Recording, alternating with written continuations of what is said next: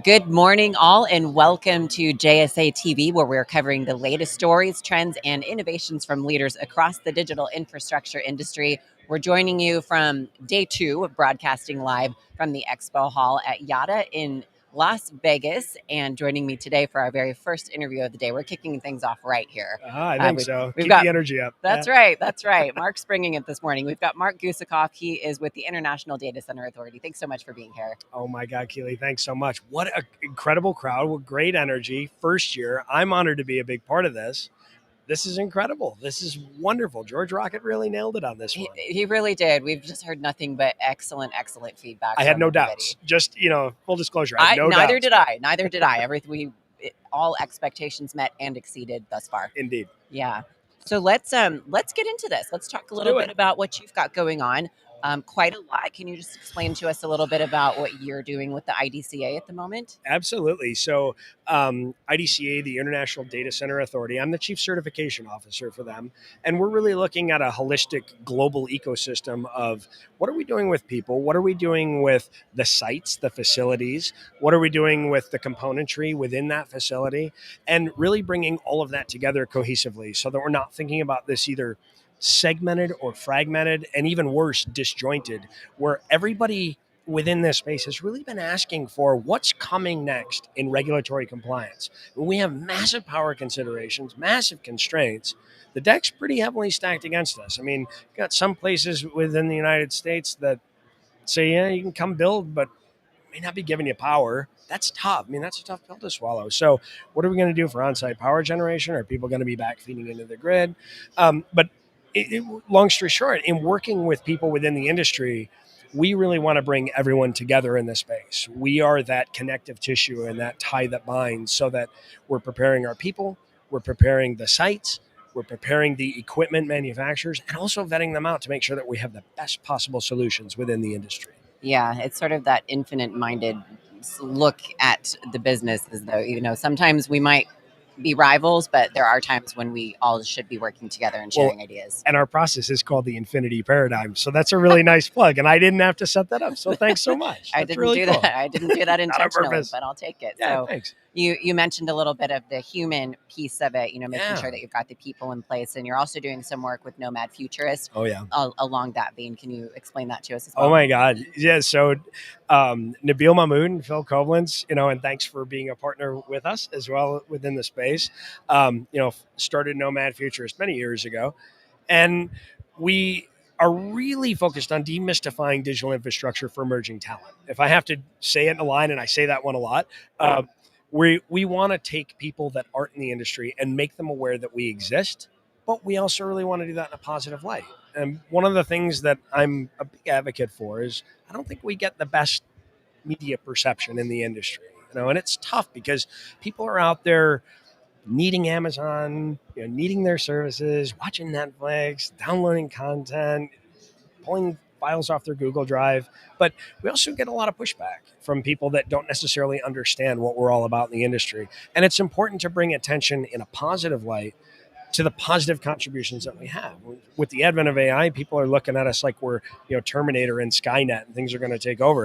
And if we're not careful, that could be a reality. I know Bill Clayman will love that little plug there, that if we're not careful, that could be our reality next. But I really want to make sure that when we look at who's coming into the industry, I'm not just focused on the youngest demographic. We really focus on emerging talent. That could be people coming out of service industry, military service, coming in from a transition to civilian life.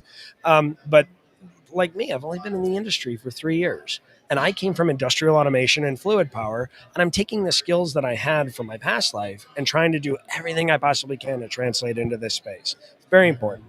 It is. It is very important. We need, like you're talking about, the people to come in and bring us into the next phase of what does this look like 10, 20, 30 years from now.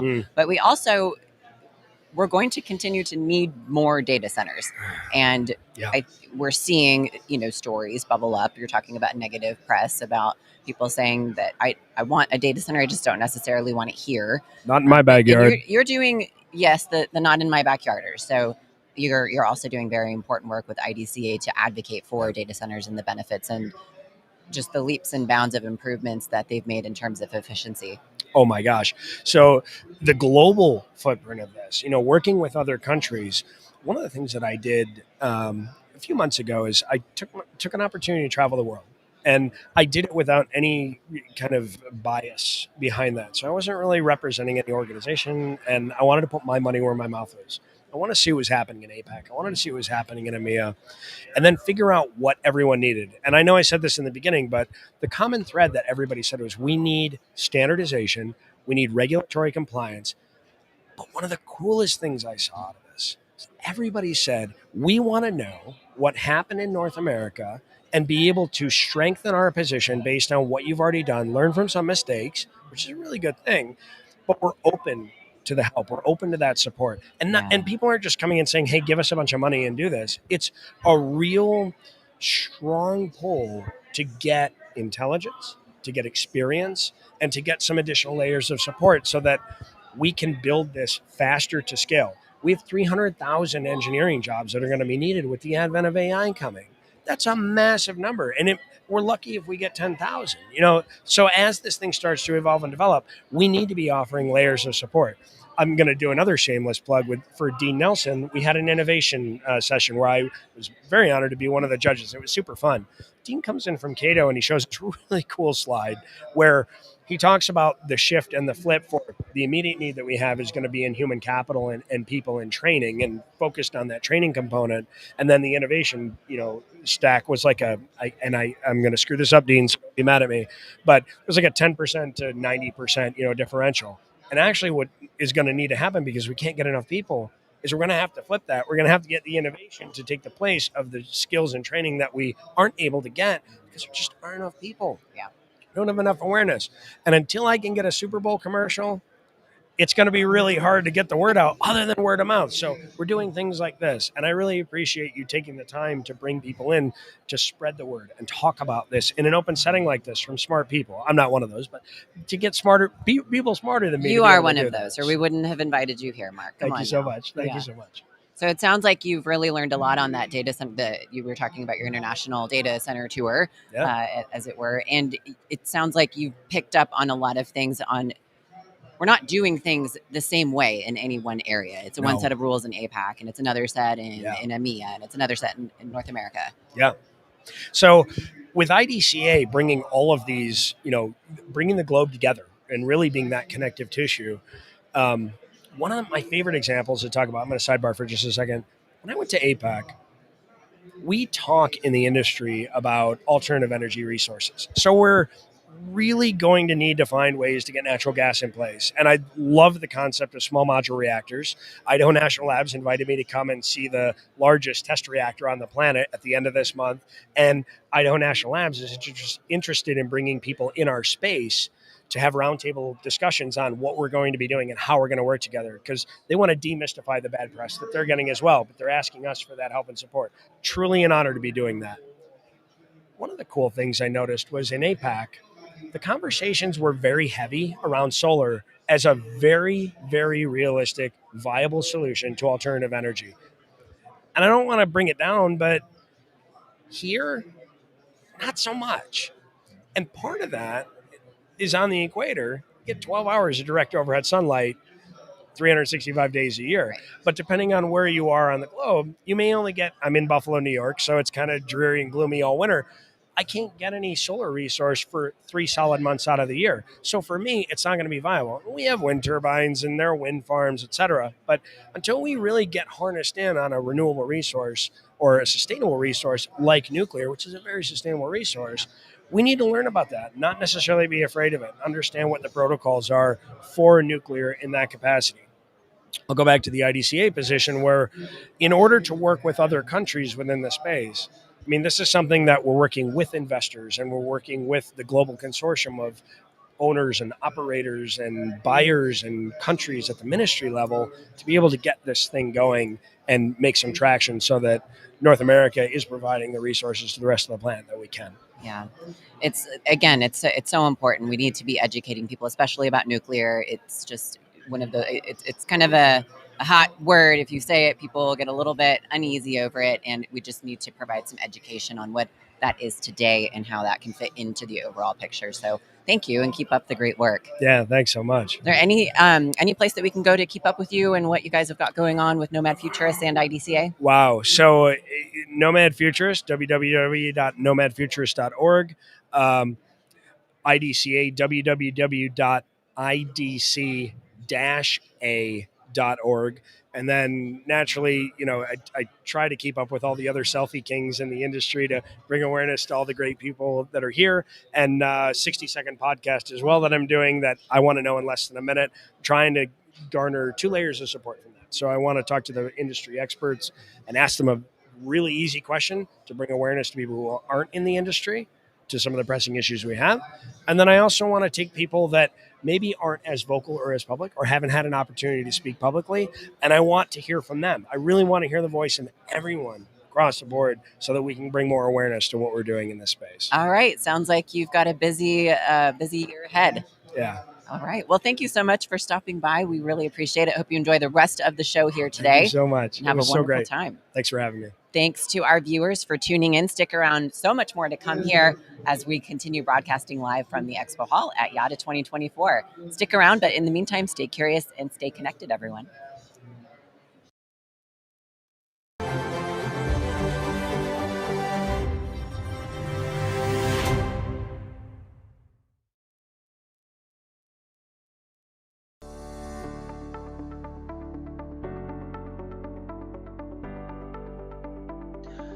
The main point of the chapter is that sustainability is not simple. It is a complicated problem, and it requires comprehensive solutions. And we need to make sure that while we're finding solutions and implementing them, we do it without exacerbating other problems or creating new ones. So I think if I had to boil it down to the 3 takeaways, the first one is that we're all in it together.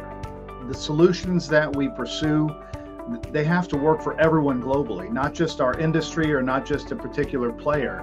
We need to find holistic, comprehensive solutions. The other one, like I said, we can't break something else. There's 17 SDGs, or Sustainable Development Goals.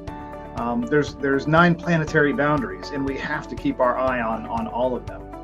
And I think really at the very bottom line, the simplest way to become more sustainable is to take less and make less, and therefore we waste less. If somebody reads my chapter, the most important thing that they should really take away from it is this micro to macro approach. Really looking at data centers and sustainability in data centers as a holistic thing, as opposed to just individual products or individual isolated systems. Really taking a broader view, and in fact, that micro to macro approach, even those small individual items that really one doesn't think of as having a significant impact on an isolated basis, really begin to snowball and add up and have a broader impact on a programmatic basis. There are 2 defining trends of our time: digitization and sustainability. So on the one hand, everything that can be digitized will be digitized, driving a huge amount of data and need for compute.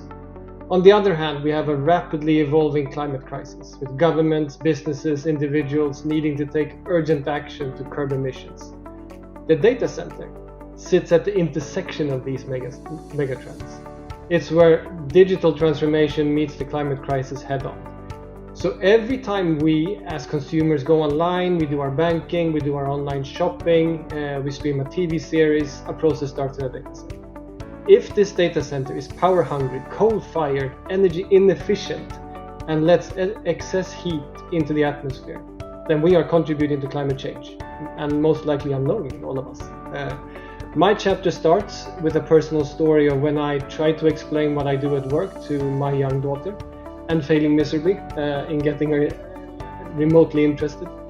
I finally managed to capture her interest when we got into a discussion on how watching My Little Pony on her iPad started a process in a data center that recycled the excess heat from the servers to warm the radiators in our home in snowy Stockholm.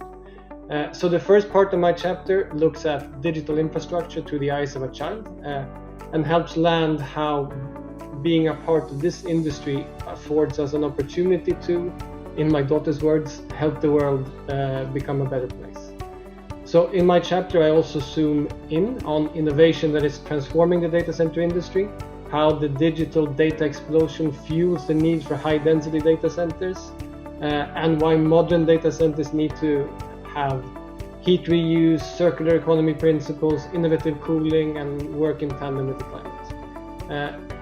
These are all existing industry innovations that are starting to be deployed at large scale. I use some of Nordic data centers to give real examples in the chapter. Lastly, I also zoom out and look at what factors that can accelerate innovation, accelerate change.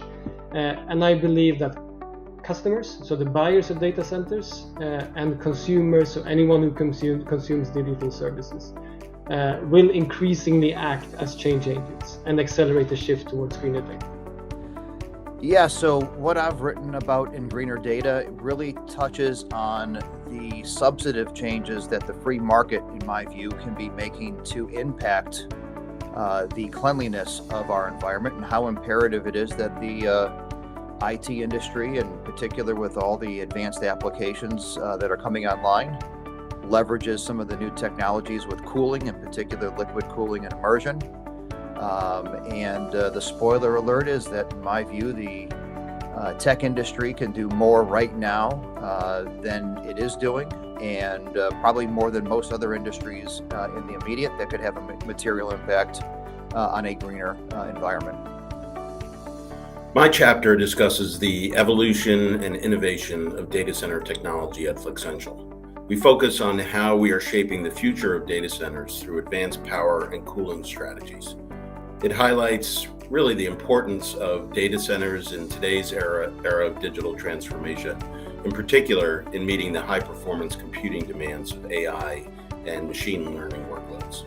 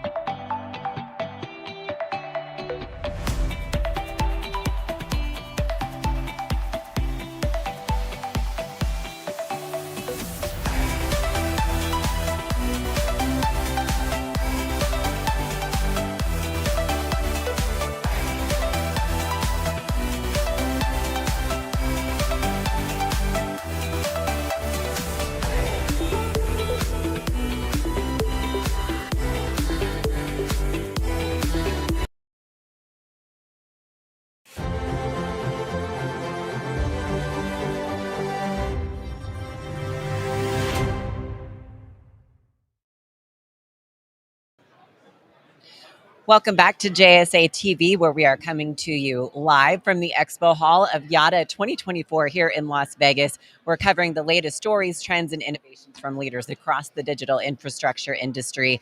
And joining me right now on JSA TV, we've got Sean Novak from Tech Fusions. Thanks so much for stopping by. Thanks for having me. So before we've got you guys have had a little bit going on and a lot we want to talk about here, but before we really get into it, just for people who aren't familiar with Tech Fusions, can you just let us know what you do and how you help your customer base? Yeah, sure. So Tech Fusions, we focus on technology, environment, and community, the tech of Tech Fusions. Unlike other operators in the industry, we are focusing more on time to market. So as an owner and operator, there's a lot of capacity demand that's out there today. Growth has been higher than ever. Demand's absolutely out of this world, but there's no supply. So we do a lot of our buildings are adaptive reuse. So there are already existing structures that are in place. So we are able to convert those buildings into data centers in a very fast time frame, delivering capacity to our clients on or off grid utility. So if utility is available at the sites, we'll take advantage of that. And if it's not, then we use nat gas turbines and go completely off grid, powering data centers with a renewable energy source. Yeah, what renewable energy? Obviously, we're here at a conference where that's one of the big things that everybody is talking about. So that's definitely a really unique and innovative approach to bringing things to market faster. I mean, we obviously sustainability is the utmost importance for a lot of the companies that we're doing business with, and so having the capabilities with the adaptive reuse, we also are lowering the embodied emissions in our sites. So everyone's scope 3 emissions, we're able to show a reduced savings on the ESG reports on that front as well. Absolutely. So you talked about growth is just at an all-time high at this point, and there are options out there. There are lots of colocation providers out there. How can colocation providers really stand out, and what can operators be doing differently to bring a better service? Yeah. So going back to the utility, the demand is strong, the supply is weak, and so having the capabilities to be off grid and create our own energy source is allowing us to deliver capacity to clients. Whereas right now they're waiting 3 years until the utility can actually deliver more capacity in those certain markets.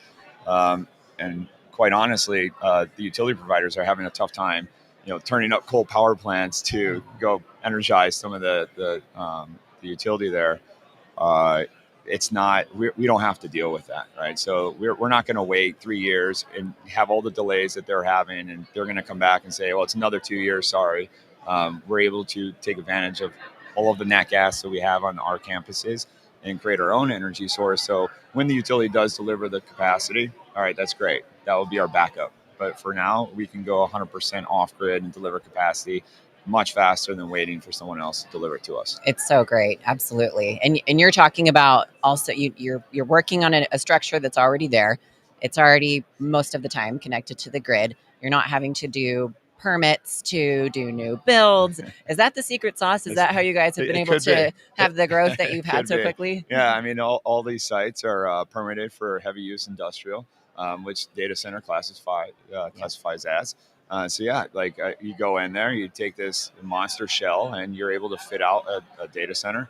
And with the densities that we're talking about inside these data centers, there's so much good technology that's available to us today. So we can hit higher densities using the technology that's available to us. We don't have to build a traditional data center that takes 6 months to do all of your site mitigation. Then you have to do all of your permitting, your base design, and then 3 years later, I have a data center. I can put these up in 6 months, and then we can go live, which is incredible for the clients that I think everyone that we're talking to, they're waiting and waiting. They're waiting for their customers to sign with them. And then they come to us and like, we need this capacity, but we need it yesterday. How fast can you deliver it? So time to market is the most critical path, and we have a solution for them. That's amazing. Is it taking hold across the industry? I feel like the people are raising their eyebrows a little bit and saying, what's going on over there? What are they doing? How are they doing that? It's interesting. I mean, we're all friends, right? There's enough business to be had amongst every operator that's out there. So we can share stories and the horror stories and the goods, the bads, the uglies. So I don't see this as competitive. It's more of like a co-opetition.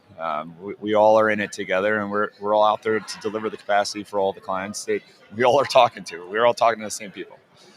You're absolutely right. And with, one of the other big theme here at the conference is AI, artificial intelligence. It's definitely driving the need for the services that you're delivering, as well as many others that are here. I'd just like to ask you kind of very broadly across our industry, how do you see AI having an impact both now and 10, 20 years from now? Well, 10, 20 years from now is quite a long time. Let's 1 year, we could go with that. Let's focus on now. So we have, I'd like to consider this, hyperscale came out and was growing like crazy, right? They're absorbing all the capacity in the industry. This trend that we're seeing today is larger than what we saw 3, 4, 5 years ago. It's an incredibly exciting time to be part of this. I do not see this slowing down for the next 5 years. There's an incumbent of AI companies that are, startups, more established companies. I think crypto kind of converted from what they were doing, teaching us, quite honestly, a lot of things about what data centers are capable of, even at a tier one or just an end solution of design, and how they were able to operate those things without ever having outages. Right. So a lot of the AI companies now came from that world and taught us a lot of things that they were able to do and bring it back into the data center design today. So having a different, unique approach, utilizing the innovation that's available to all of us today, we're able to satisfy the needs with the growth of AI. I don't see it slowing down. I think that we're going to see probably a higher growth in AI over the next 3 to 5 years than where the hyperscalers were 5 years ago. It's going to be a race for the capacity.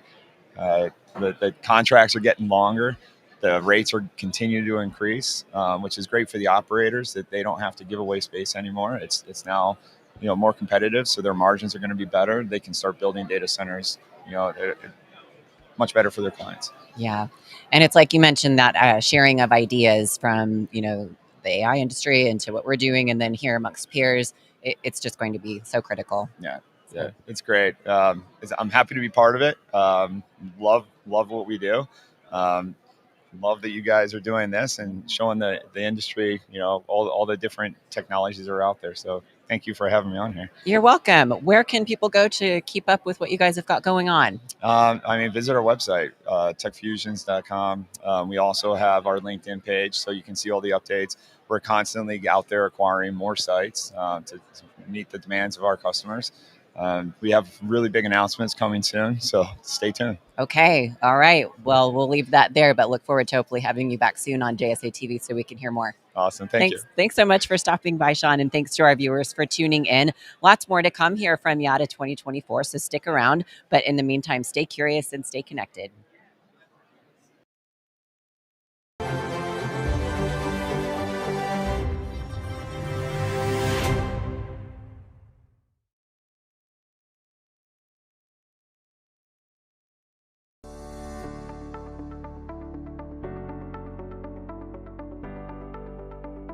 The chapter, deals into the realm of the green data centers, addressing the imperative of balancing technologies expansion with environmental responsibility.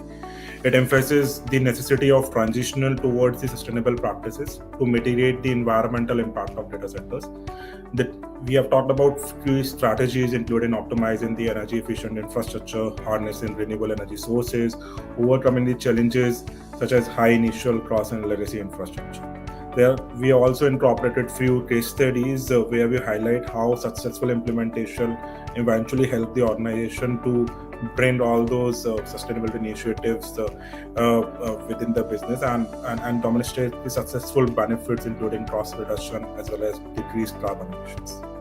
Yeah. So the key takeaways for the chapter, I was so excited to be able to participate in this project. I mean, first and foremost, sustainability is one of the core values that we have here at DartPoint. So this is not only important to us as we evolve as a data center operator. But it's truly important to us as a company that we contribute as we think about the impacts that our business has on the environment and how we can always look to improve that and be more competitive. But the title of my chapter is really the interconnect domain between finance, sustainability, and innovation. And I was so excited to get that as our title because it really covers the entire ecosystem end to end as it relates to the data center sector and the impacts that the data center sector is having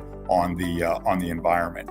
And really, the four key takeaways that I would identify in our chapter are really first and foremost is growth that the sector is experiencing. When you think about data demand and you think about where data centers sit in the ecosystem, right? We're at the core of what drives that data demand, not only today, but these enormous future projections, right?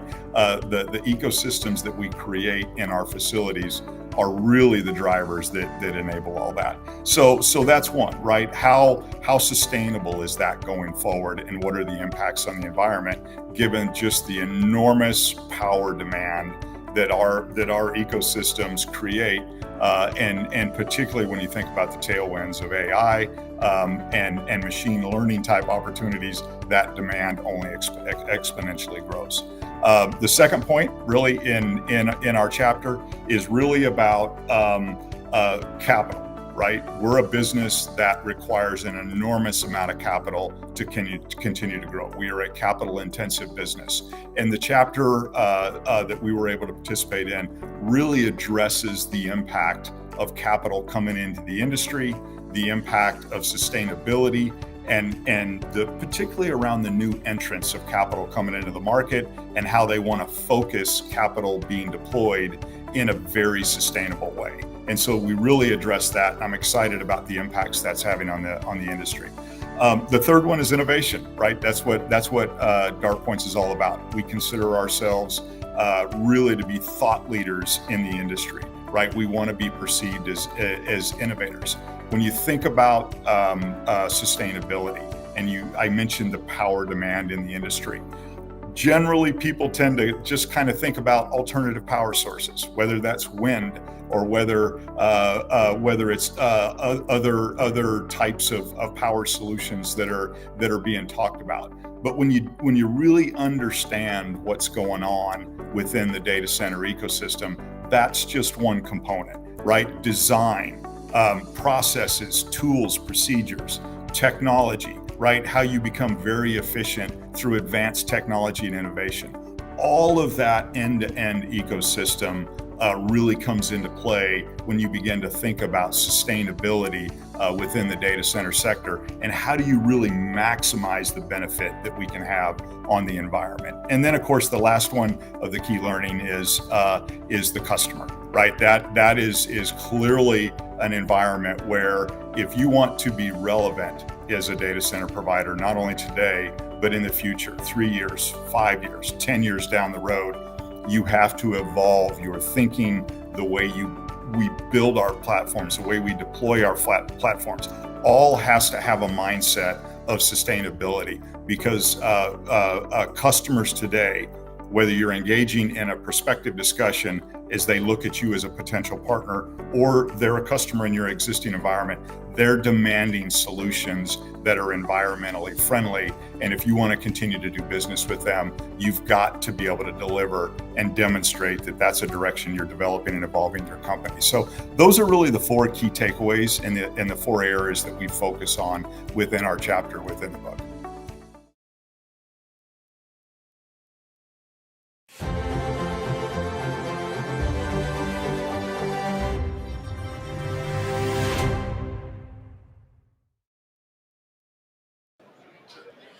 Welcome back to JSA TV, everyone, where we are coming to you live from the Expo Hall of Yotta 2024. We're covering the latest stories, trends, and innovations from leaders across the digital infrastructure industry. And joining me now, we've got Lindsay Bruner with Clean Arc Data Centers. Thank you so much for being here. My pleasure.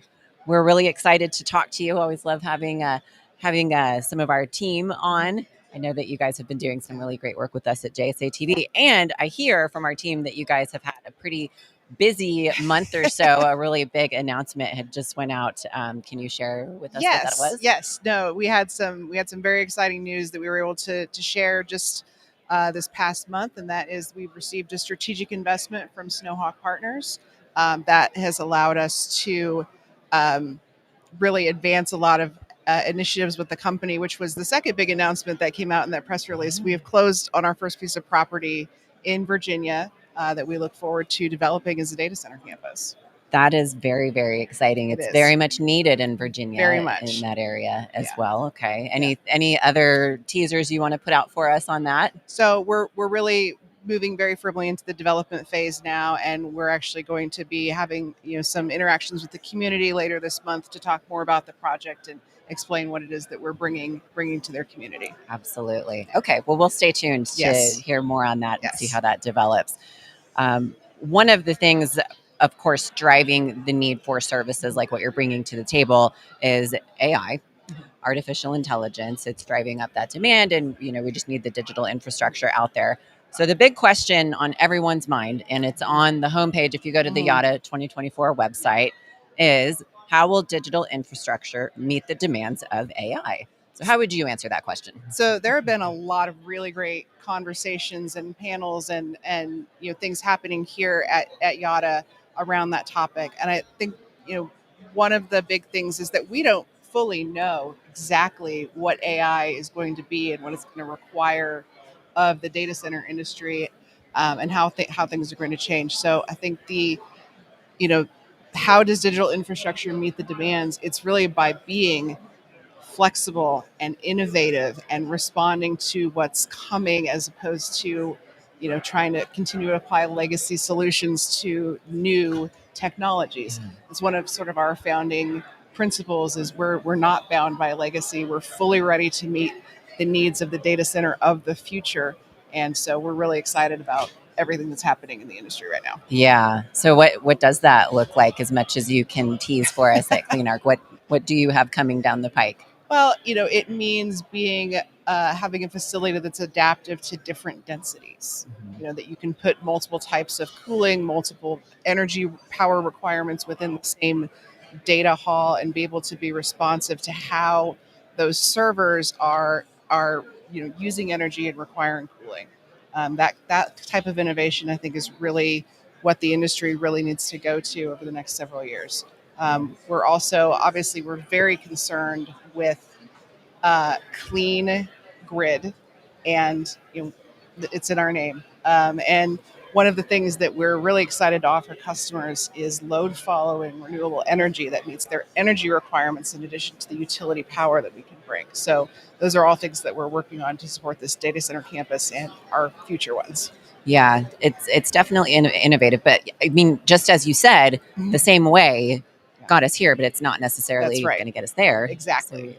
So we've got to keep thinking and innovating. Exactly. We're also going to need some really great people coming into the industry, and that's something that's been a topic of conversation for quite some time now. Is we just have a shortage of people absolutely coming in. So no, there's a lot of different opportunities to get involved in the data center industry, and the needs for everyone from electricians to accountants is critical. As the industry grows and scales, we need all of those different roles to support the industry. So what would you say to that next generation of up and comers, or someone who maybe hasn't even considered this field? It's I would say absolutely, learn more about what a data center is. They're everywhere, and they influence every single aspect of our modern life. So the more that you understand about what data centers are, what services they provide, and how they really fuel everything that we do on a day-to-day basis, I think that will help overcome some of the hurdles that we're seeing and how to integrate data centers into communities that they're going into now. Yeah, it really is an exciting industry that we get to be a part of, isn't it? Absolutely, yes. Yeah. Well, Lindsay, where can people go to keep up with CleanArc and what you guys have coming up? Come see us at www.cleanarcdatacenters.com. drop by our community event in Virginia, or say hi to any of us. There's several of us here at Yotta, and we'd love to talk more about Clean Arc and what we're doing. All right. Well, thank you very much. Thank you. Always appreciate hearing from the team at Clean Arc. And thanks to our viewers for tuning in. Stay curious and stay connected, everyone.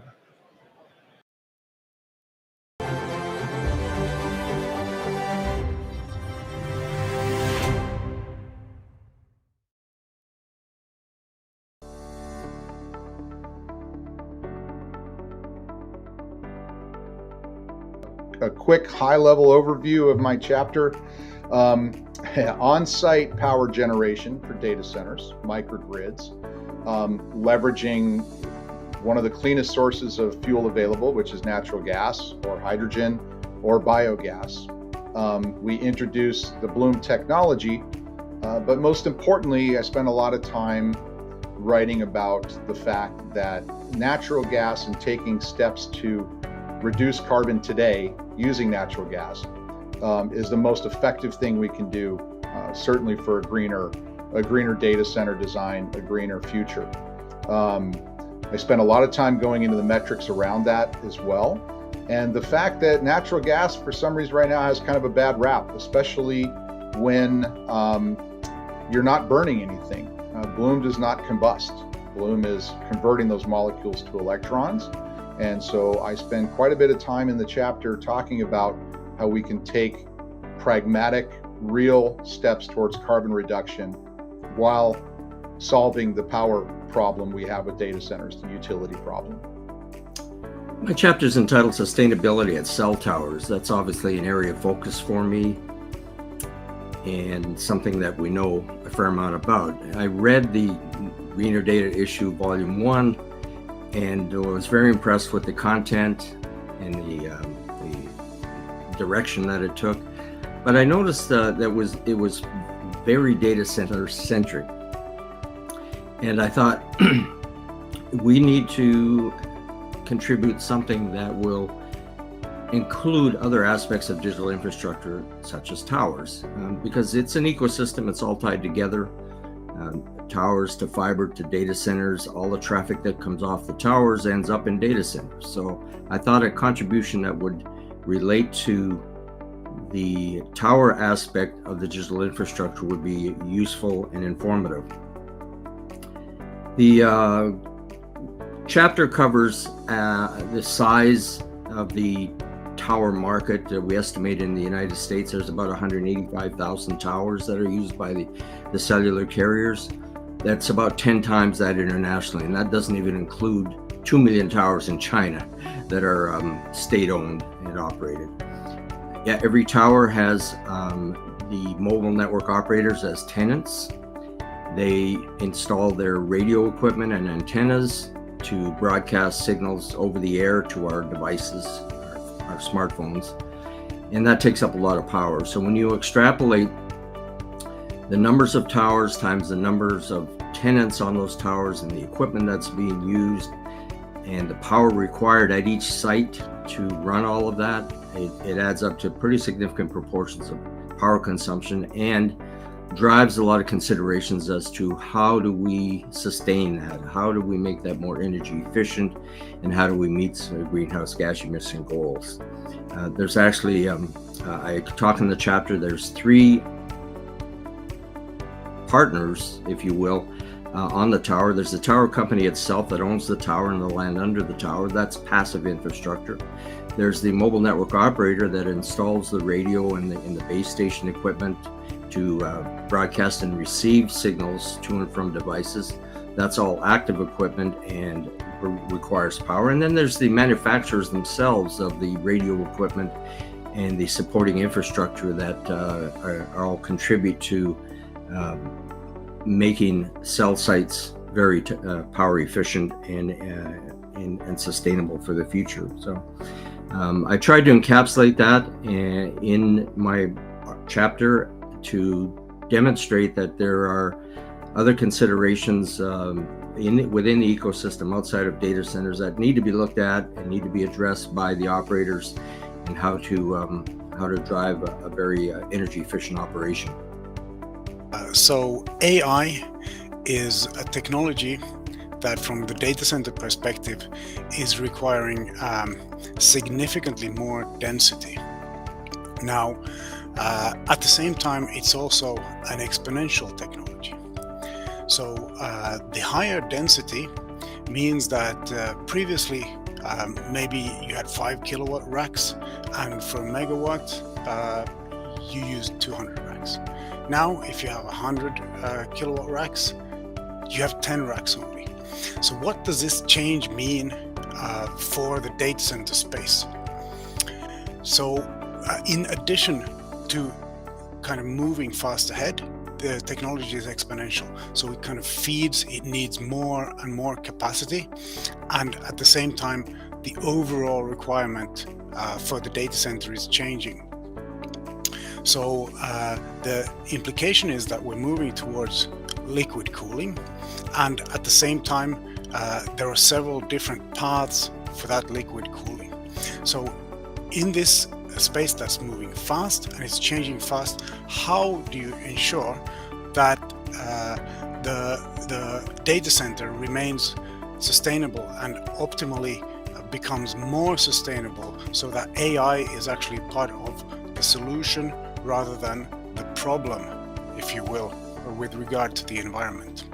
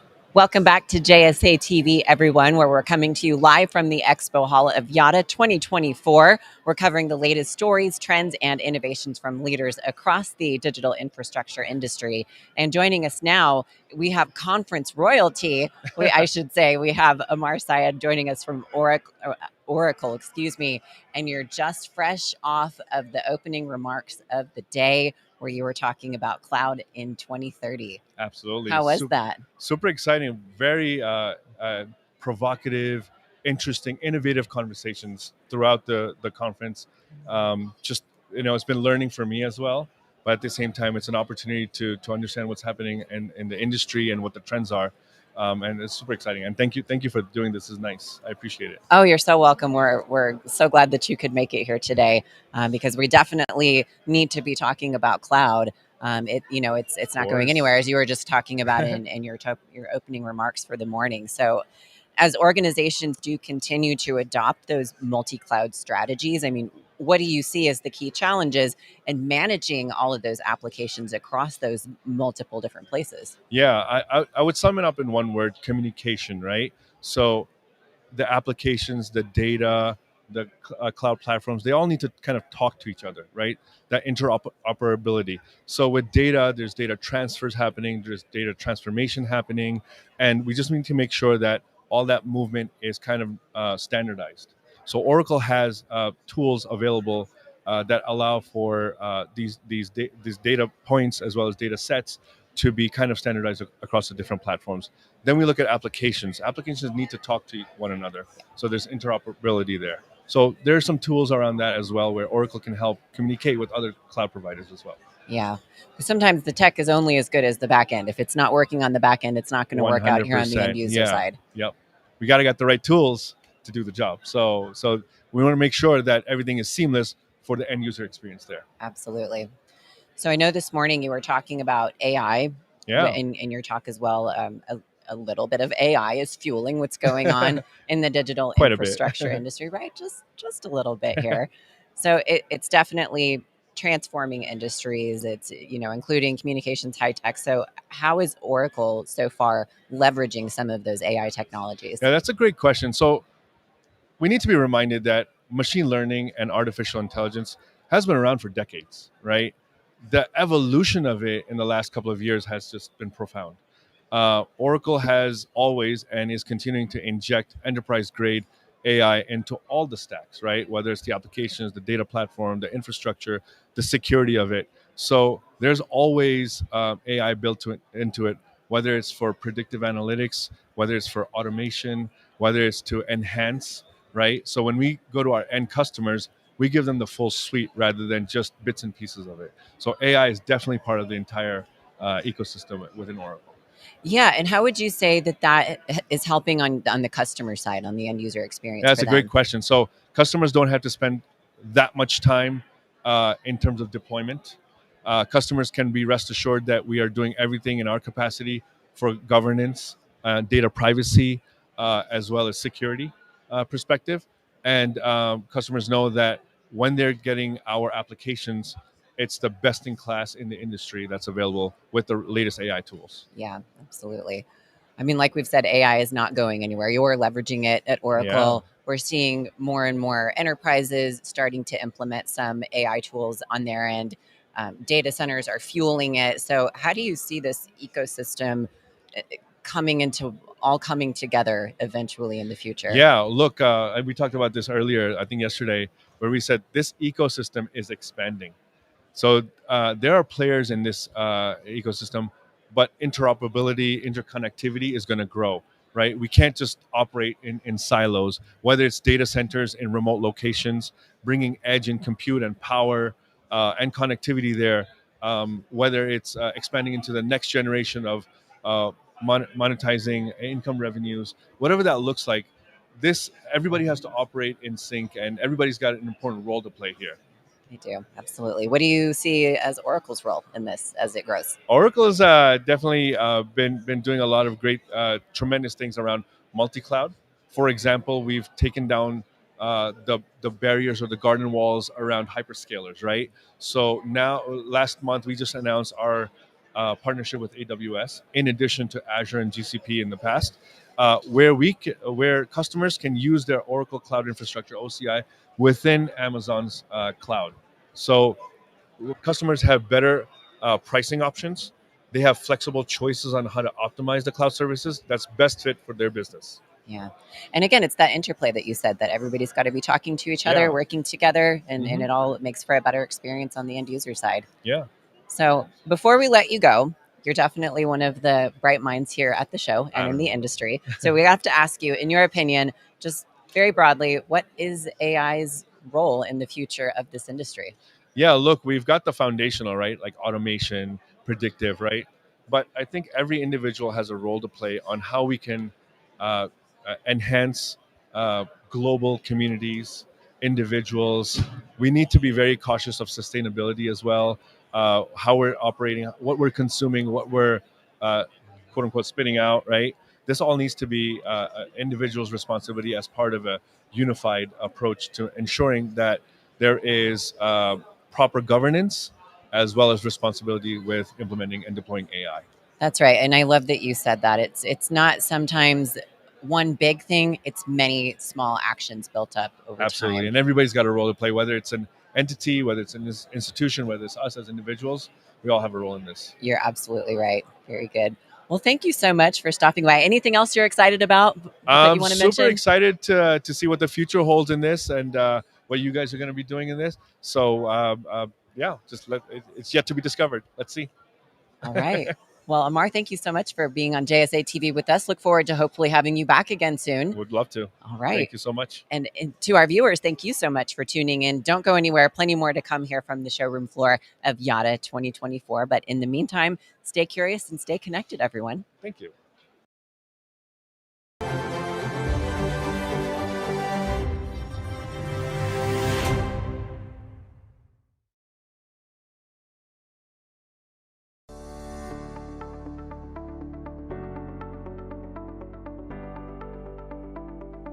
Yeah, the chapter that I've written is about painting the right picture around business cases, particularly around sustainability business cases.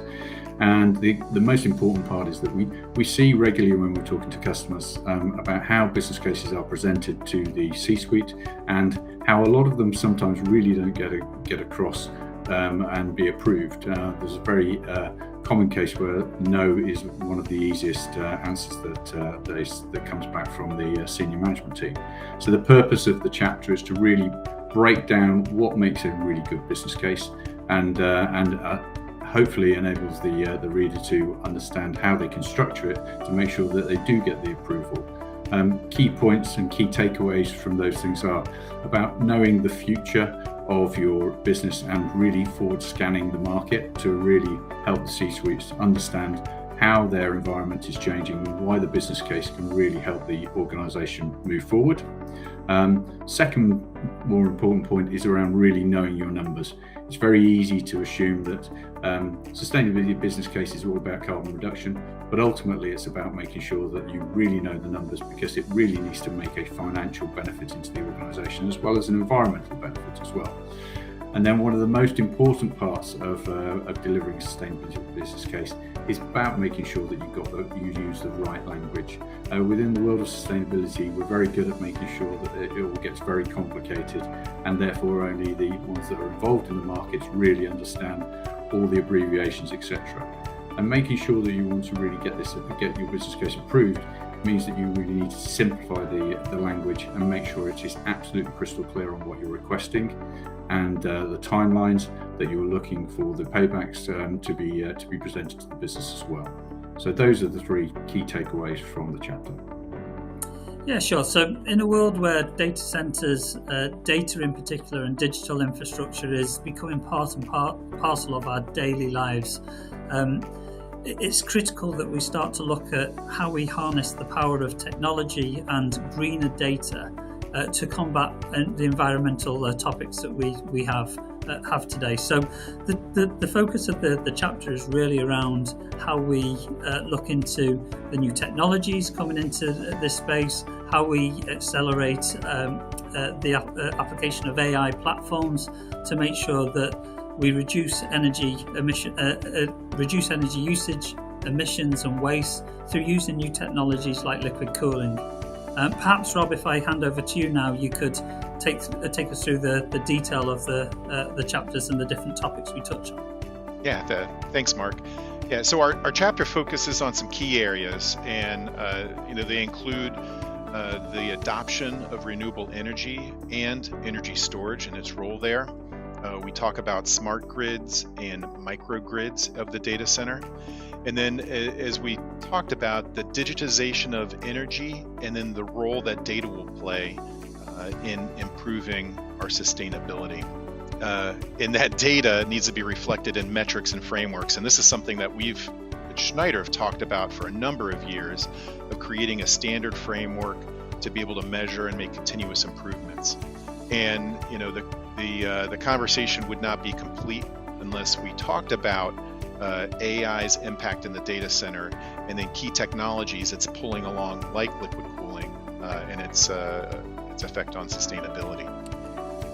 Yeah, so our chapter is about how data centers can actually be used to solve potentially UN SDG 6, people not having access to water, and UN SDG 7, people not having access to electricity, by thinking outside of the box and placing them, as I mentioned in the introduction, in emerging market rural areas, these micro data centers that are powered by solar. So really the chapter just kind of goes into how we sort of came to the idea, then also some of the trials and tribulations of being an early stage startup relying on a brand new technology like Starlink, and what are some of the early outcomes of our initial prototypes and projects. And finally, the most important is how we see this scaling up and what this will look like in the future. Sure.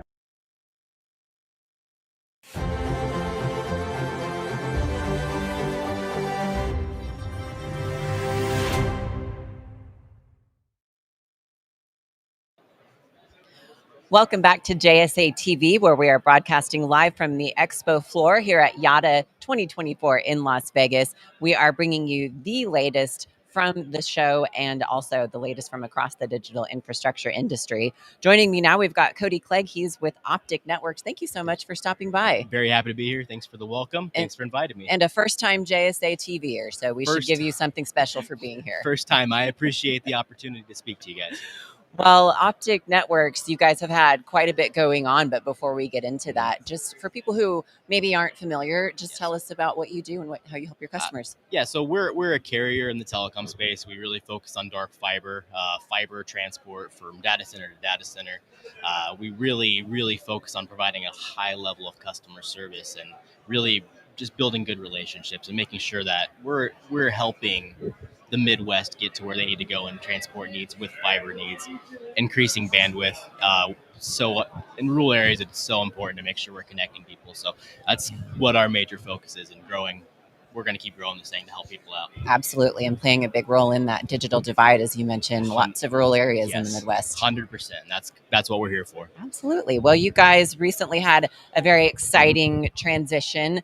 You had a rebrand into Optic Networks recently. So what prompted that, and how does that align with your mission and what you're working on? Yeah, and I'll kind of say it's, from a brand change perspective, it was really just an evolution. We had to do it. We have grown so expansively, and our needs have grown from being a need in Nebraska alone to Colorado to Iowa to Kansas. We really want to be that company that can just connect the Midwest. And, coast to coast, we want to be that Midwest carrier. And so with Optic, it just aligns more with what the needs are. It helps people recognize who we are and that we're just not a Nebraska company. We are a larger company as a whole. And just envisioning what we can be, Optic just fits that name for us. Absolutely. Well, congratulations. I know doing a rebrand, it's no easy feat, and there are always many lingering pieces. So I'm sure you're still working on some things. Yes, it's a good time though, and we appreciate doing it. It's just fun for me, and my position is being a part of that. So. Yeah, absolutely. So we should talk about dark fiber, and it's so crucial. You mentioned connecting a data center to a data center. It's the stuff that makes the data center work. You can't have a data center without it. So how are you seeing that demand for the dark fiber evolve as we're seeing the demand for data centers just multiply?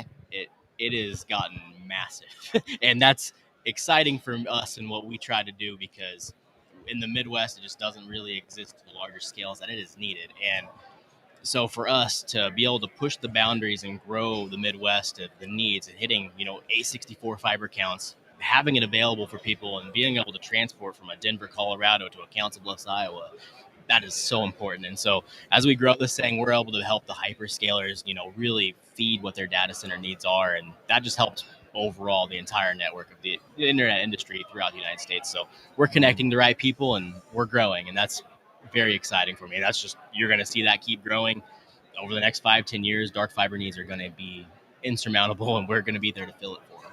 Yeah. Looking ahead, what are some of those next gen fiber solutions that you're leaning on to help with things like edge, which is, probably where you might describe where you are a lot of the time, and IoT, 5G, all of the things feeding the demand? Yeah. And it's really, it's dark fiber. That's still the answer. We have to increase it though. And so we've really, what you see standard in the Midwest is really just a smaller count of, 164 or 282, like whatever that may need to be. We're seeing that go to 864 and, and it's being consistent. That just doesn't exist today. And so right now we are pushing the boundaries and scaling that, trying to help with the power side, trying to help with the overall needs of the industry. That next 5 years, we're going to have to get the entire network there. And then from there, it's going to just grow again. So the data center pieces, we have to maintain relations with them and what their needs are and adapt to them. It's not just what we want. It is what they want, what the carriers want, what the other telecoms are going to need. We got to be very flexible for all of them. And that's how we're growing things. You hit on a common thing that I've heard as I've talked to several people like yourself, is that, you're in the dark fiber space, but you've got to be attuned to the data centers and cloud, and everybody's got to be talking together and working together. 100%. That's why we do these events here. It's making sure we're talking to everybody and seeing what their needs are. And if we can be a piece of that, we're going to have to grow our industry to make sure we're fitting their needs. And that's kind of what we're doing. And that's why we're here today, is really just to get to know people, know what they're needing, and we'll make a business plan based off of that. And that's the fun stuff. That sounds like a really good plan. Yeah. So before we let you get out of here, one of the big themes that we've also been talking about lately is, as we continue to see the demand for more everything, more data centers, more dark fiber, we're going to need more really talented people such as yourself to come in and fill the shoes as this industry grows. Yeah. So what's your advice, encouragement, a word of encouragement to the next generation coming up? Honestly, the best piece of advice I can give anyone trying to get in telecom is just go talk to people. I know AI is big and it's going to take over a lot of things. You still got to have that relationship. Go talk to people. Don't be scared. Everyone here is willing to teach people. Everyone's helping each other learn. Everyone's growing together. Don't be scared. Just go talk. You do that, you're going to be 10 times ahead of where a lot of people are. And it's going to just help create connections. It's going to help grow the industry. It's going to help grow telecom and connectivity across the United States. And that's really what we need. As it starts going internationally, like that is just, we have to help drive that. So talk to people. That's all I can say is just talk. Brand is important. Grow your brand for yourself and for your company. Connect. Everything's going to grow together. That's so key for me. Good old fashioned networking. Networking. At its core. Yeah, 100%. It's exciting stuff. And it's still important in 2024. It's going to be important 50 years from now. Network, just do it. Absolutely. Very good. Well, where can people go to keep up with all of the things that you guys have going on? So optic.com, it's going to be the quickest way. But, on LinkedIn, we're all very, very active on there. We're connected with everybody. We're constantly sharing what we're doing, and we're posting it through our blogs, through LinkedIn, through our website. It's all tied together. But we're really big on just relational marketing and making sure we're connecting with everybody. So reach out to us. We'll talk to you. Regardless if there's a true need today, we don't know what's going to happen in 5 years, or if I can help you find somebody, I'm going to help you. Similarly, you'll help me. So just let's build a relationship. Connect with me on LinkedIn even. My name's Cody Clegg. Just connect with me. I'll help you with whatever you need in the Midwest, and I am connected nationwide. I can help you find contacts elsewhere. So that's the best piece I can give you. Optic.com. Well, Cody, thank you very much. Congratulations on the rebrand. We look forward to seeing how that continues to unfold. Yes, I appreciate it. Thanks for having me today. Yeah, let me know. Right. And thanks to our viewers for tuning in to JSA TV. Plenty more to come here from the expo floor here at Yotta 2024. So stick around. But in the meantime, everyone, stay curious and stay connected.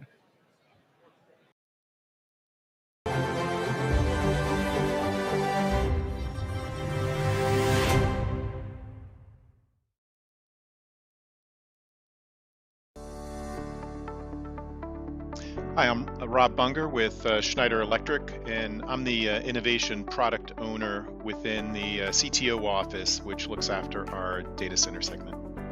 And hello everyone, my name is Mark Garner. I'm the Senior Vice President for our Secure Power division here in Europe and France. Yeah, sure. So in a world where data centers, data in particular, and digital infrastructure is becoming part and parcel of our daily lives, it's critical that we start to look at how we harness the power of technology and greener data to combat the environmental topics that we have today. So the focus of the chapter is really around how we look into the new technologies coming into this space, how we accelerate the application of AI platforms to make sure that we reduce energy usage, emissions and waste through using new technologies like liquid cooling. Perhaps, Rob, if I hand over to you now, you could take us through the detail of the chapters and the different topics we touched on. Yeah, thanks, Mark. Yeah, so our chapter focuses on some key areas, and they include the adoption of renewable energy and energy storage and its role there. We talk about smart grids and microgrids of the data center. And then as we talked about, the digitization of energy and then the role that data will play in improving our sustainability. And that data needs to be reflected in metrics and frameworks. And this is something that we've at Schneider have talked about for a number of years, of creating a standard framework to be able to measure and make continuous improvements. And the conversation would not be complete unless we talked about AI's impact in the data center, and then key technologies it's pulling along, like liquid cooling, and its effect on sustainability. Yeah, a number of different aspects really. First and foremost, Schneider Electric is a global leader in digital transformation and energy management. We are truly focused around the sustainability agenda and have been so for many years now. So it felt really important with such an important book like Greener Data to ensure that Schneider Electric was involved in the book and contributing to it. The other aspect though is, to my first point, data is a part of our daily lives, whether it's what we do at work, what we do at home, what our children are doing. Data is around us everywhere now, and it's only going to become more and more commonplace. So greener data and developing a greener data infrastructure is going to be critical to the future of our communities and our lives. Increasing awareness around the data center industry and the greening of data center is something that's very close to my heart.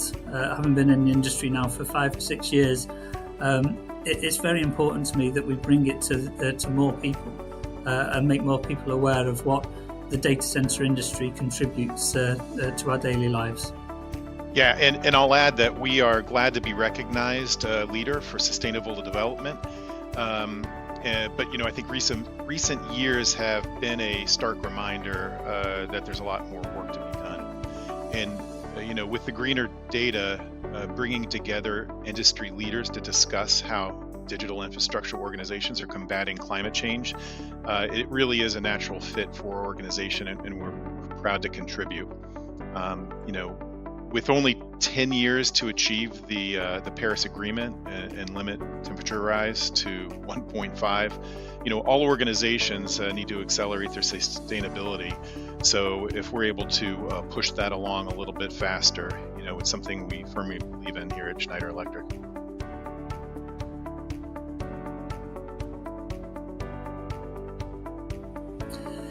Yeah, so AI is obviously the topic on everyone's mind at the moment, but AI will change the way data centers are designed, built and operated in the foreseeable future.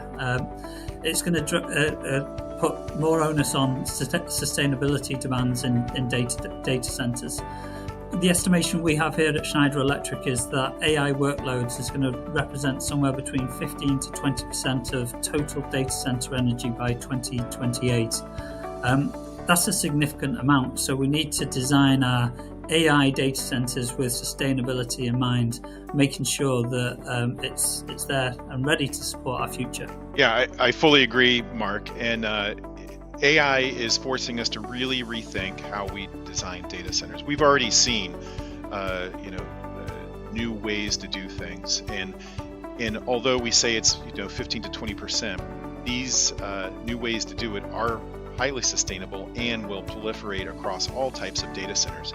So we do see it currently as a challenge on how do we tackle things, these high densities and liquid cooling, but ultimately a real opportunity to make the whole industry efficient and sustainable.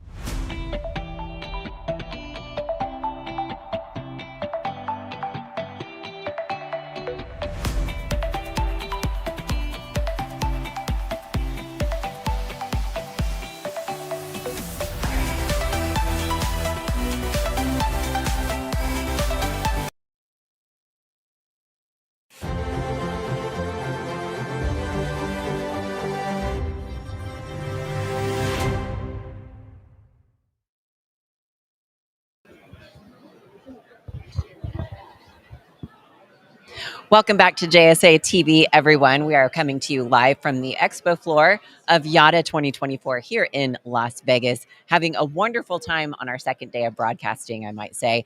Right now, we're going to be talking to Ashley Sturm with Nautilus. Thank you so much for being here. Yeah, thanks for having us. So before we get into it, you guys had a really cool announcement that we're going to talk about in just a moment, but just to set the stage for folks who might not be aware of Nautilus and what you do, can you just let us know how you fit into the landscape here? Yeah, so Nautilus years ago developed a zero water consumption cooling system, and that's really morphed into what our team's main effort was to get this ability to as many people as we could. So we run EcoCore in an infrastructure and now on a CDU line.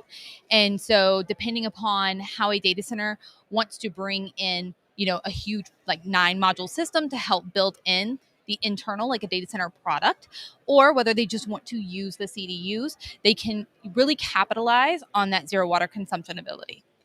Very cool. And you mentioned EcoCore. You just had a very cool announcement with that yesterday on EcoCore Cool. Yes. Tell us about that.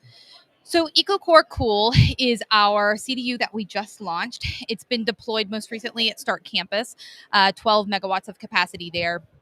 It has a number of benefits. The main one, it is the only data hall cooling distribution unit as compared to like an in-row. And then in the data hall, it allows any type of liquid cooling. So you can use immersion, direct to chip, rear door cooling. You can mix and match all within the same data hall. It's basically your choice, which really opens up, future-proofing your facility and being ready for what's coming next. That being said, as soon as we say, hey, we're running a closed loop of water, possibly over top your IT gear. Everybody kind of starts streaking and worries about leaks. We have a patented system, completely leak proof. If you were to pull off a nozzle, it sucks air in. We run that under a light vacuum with our system. And then on the open loop side, you can use fresh water, gray water, industrial system, salt water, whatever your choice is. Wow, that's truly Yeah. innovative and very amazing stuff that you guys are working on. It's been exciting. Well, we're at a conference where we're talking a lot about a couple of things. We're talking a lot about sustainability. We're also talking a lot about AI and how that is impacting the digital infrastructure industry as it continues to grow. So let's, you and I, talk for a moment about AI and cooling in the data center industry. I mean, these are critical to helping improve efficiency. So where does Nautilus fit into this picture? So really bringing in a liquid cooling system. So anybody who, remembers high school physics, heat. I try not to, but sure. Heat always travels faster through liquids. So what we're doing is if you bring in a liquid cooling system at the rack and then connect to the liquid cooling system that we provide with the CDU, the efficiency gains are huge. So at no point we are trying to never move that heat into any kind of air, because that's where you lose efficiency. And so that really allows AI to get up to these really, really high densities. I mean, even kind of explaining it sounds silly, because once you're talking over 100 kilowatts a rack, right, it can go really, really high as long as you are able to keep it in a liquid stream longer. And that's how EcoCore Cool really helps benefit.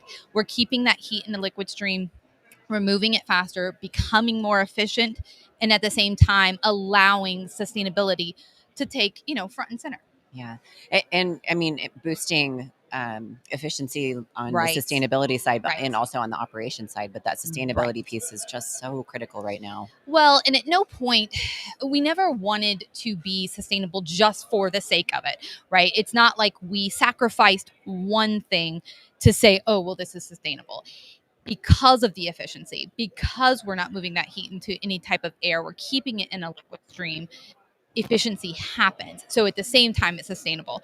Now, of course, the zero water consumption, if they so choose to hook it up to salt water, as Start Campus is going to, then they also have that zero water consumption on that open loop. So, it's a win-win on both sides. Absolutely. Anything else coming up that you're excited about, or anything else that you want to give us a sneak preview of? No, this was a big one. This one was a big one for us.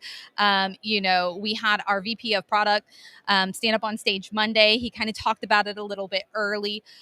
This is a really big deal for our company and for the industry. We worked really hard, obviously deploying it successfully, making sure that we could get it and get it out quickly, right? 12 to 16 weeks at most after the order. Really relying on regional integrators to move this system forward and make sure the supply chains weren't a concern. So it's a big deal, and we're going to have to ride that wave for a good while. Yeah, It absolutely is. Congratulations on it. I know you. a lot of hard work went into it. Yeah. And we look forward to seeing how everything pans out. Thank you for telling us about it here on Yeah. JSA TV, and hopefully we can have you back again soon. I appreciate it. Thanks for having me. All right. Thanks, Ashley. And thanks to our viewers for tuning in. We appreciate all of your attention at home as well. In the meantime, everyone, stay curious and stay connected.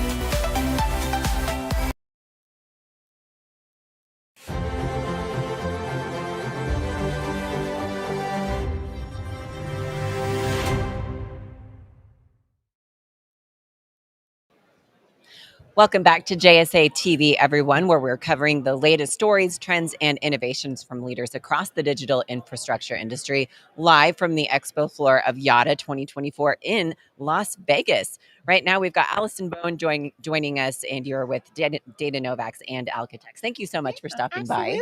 Absolutely.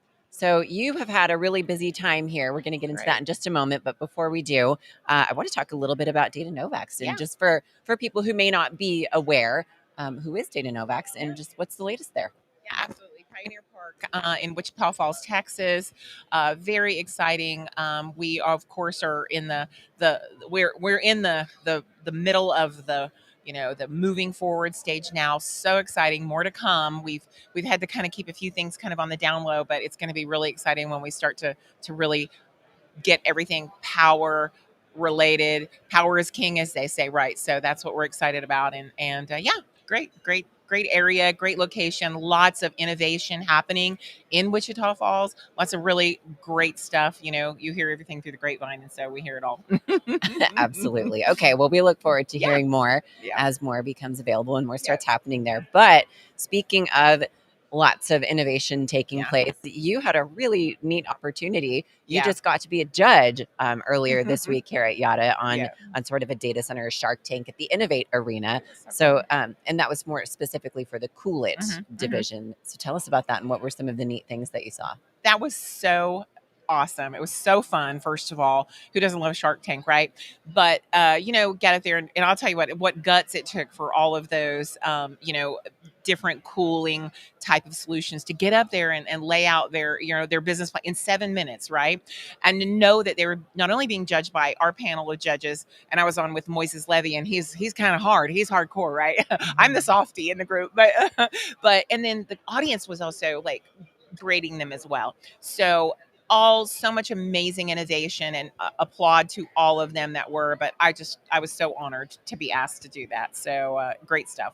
What were some of the things that really caught your eye, if you can give us any hints, and what were you looking for maybe? So some really unique things, actually, some interesting different layouts, and I got some great feedback on that too, and they really to applaud Yotta. They said, what a great way to digest 7 minutes. You got 7 minutes to give us your spiel, and they all just excelled and performed so excellently. But obviously for me, I'm a huge liquid and immersion cooling fan, and that's my genre for a lot of things, and very strong in that space, right? It's a lot of conversation needfully that we're going to have to explore some type of liquid cooling technology for everything AI. So yeah. You are also here. You're wearing many hats here, as you're saying. You're also here, and you're spending some time in the Liquid Cooling Coalition Pavilion. Right. Talk to us a little bit about that. They have a really great mission going on, and how are you helping with them? Yeah, they are so amazing. I met them a year ago at the OCP conference, and Erica and Tom, the team with C2O Efficient, they literally have the ear of Washington for really the next generation of an AI data center and what it's going to look like for sustainability. And so yesterday we had the ARPA-E funding group up there. We had Uptime Institute, Intel, Supermicro, Lord, the list goes on. And then they were able as well to give us a little preview of what is going on in Washington regarding AI. And so Liquid Cooling Coalition's mission is to say, for water usage, for power usage, we really need adoption of liquid to take some seriousness in the Washington environment. And they're listening. So it's good work to be doing. Yeah, and absolutely. The industry definitely benefits from the advocacy. Absolutely. I agree. Yeah. So just kind of a blanket question here. We're at Yotta. One of the big things that we've been talking about here with lots of folks and lots of panelists is artificial intelligence. And very broadly, what is AI's role in the future of this industry? So, one thing caught my ear yesterday in one of the keynotes, and the gentleman said, I think he's like with the Washington Post or something, and he said, AI does not care where it lives. And that really caught my ear. And so, which kind of then bleeds into the Data Novax messaging, which, we have called it in the past, 2-tier locations, right? But it's Virginia and Dallas being number 1 and 2, and Virginia's getting really tapped out and emotionally tapped out by the locals too. So the fact that different areas that have availability and some really great power, sustainable power availability is where AI is going to live. And I just love that statement. Like, I wrote it down to myself. Remember this, AI doesn't care where it lives. And so for Wichita Falls and the Pioneer Park, that's a great message too. I heard that and it resonated with me, and I'm sure it resonates with a lot of people. So yeah. Absolutely. Well, thank you for sharing your insights here with us. Absolutely. Thanks for having me always. You're welcome. Much more to come here from the expo floor of Yotta 2024. So thanks again to Allison with Data Novax, and thanks to our viewers for tuning in. Stay curious and stay connected, everyone.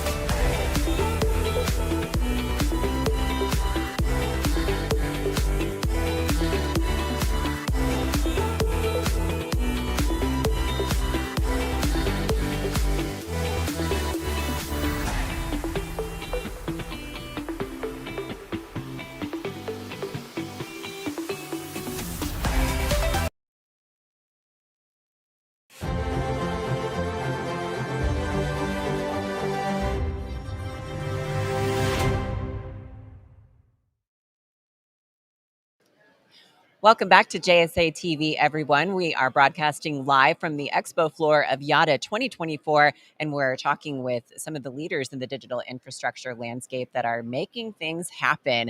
And I've got one of those folks with me right now. We've got Ivo Ivanov with DKIX. Thank you so much for stopping by. Thanks for having me here. Yeah, Great opportunity to we're talk. super excited to talk to you. So just for those people who just might not be aware, just let us know what you do and how you help your customers. We run internet exchanges around the globe. Internet exchanges, they stay for interconnection. Interconnection is known by peering, some people, but also we offer cloud exchange. We do offer different application internet exchange options. In a nutshell, DKIX runs platforms in a very data center neutral way, very distributed. Just to give you an idea, in New York, we are present in 25 different data centers managed by different data center operators, and we do this in 58 markets like New York around the globe on 5 continents. There are 3,700 plus networks connected to the platforms worldwide, and this stays for the largest data center neutral and carrier neutral interconnection ecosystem on the planet. Quite impressive. Thank Absolutely. you. We love the community. Yeah, we do too. So let's talk about the U.S. and your presence in the U.S. And just as we're starting to see, your company expand across the U.S. and just internet exchanges in general expand across the U.S. So how do you see just the current evolution of internet exchanges in the U.S.? Oh, that's extremely important to have this type of infrastructure expanding. And this year, we celebrated the 10th anniversary of DKIX New York. That was the first market we entered in 10 years back in 2014. Today, DKIX New York is the third largest internet exchange in the entire country. Um, we are happy to announce that we won around 300 different networks to connect, but also that with this market entry, we introduced a new type of internet exchange model. This is the data center distributed and neutral one.